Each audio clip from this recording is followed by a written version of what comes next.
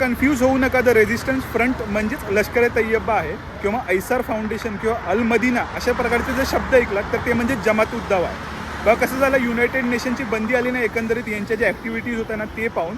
त्यामुळे ही लोकं काय करत राहिली माहिती आहे का, आपली वेगवेगळी नावं चेंज करत राहिली. ज्यावेळेला त्या देशांना कळायचं की नवीन नावामधनं ऑपरेट करतात तर त्या नावावर सुद्धा बंदी घातली जायची. म्हणजे एकंदरीत इन्स्टिट्यूशन सारखंच, फक्त नावं वेगळी. दुर्दैवाची बाब अशी आहे की ही जी दहशतवादी संघटना आहे ना लष्कर ए तैयबा, ती जमातच्या नावाखाली आहे ना पाकिस्तानमध्ये मोठ्या प्रमाणावर समाजकार्याचं काम करते. त्याचमुळे कदाचित युनायटेड नेशनचं ज्या वेळेला जमात उद दावावर बॅन लागला होता ना, त्यानंतर तिथल्या ज्या हिंदू संघटना आहेत आणि हिंदू मायनॉरिटी आहे ना त्यांनी मोठ्या प्रमाणावर ना मोर्चे काढले होते या बॅनच्या विरोधात. अजून एक इंटरेस्टिंग गोष्ट सांगतो तुम्हाला.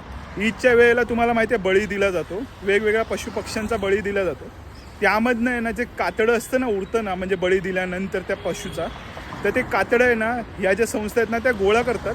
कुठल्या नावाखाली, तर काश्मीरला स्वतंत्र करण्याच्या नावाखाली.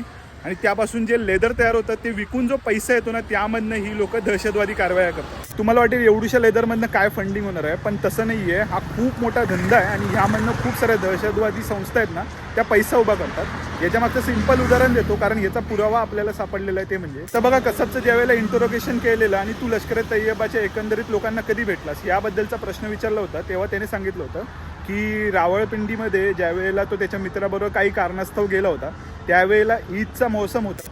त्यावेळेला त्याने हे जमातची लोक आहेत ना घरोघरी जाऊन ईदच्या मौसमामध्ये हेच कातडं गोळा करताना बघितलं. ती लोकांना हवाला देत होती काश्मीरच्या स्वातंत्र्याचा आणि एकंदरीत त्याला खूप जास्त प्रेरणा वाटली आणि म्हणूनच त्याने या लष्करच्या लोकांशी संपर्क साधला. आणि पुढे जाऊन काय घडलं ते तुम्हाला माहिती आहे.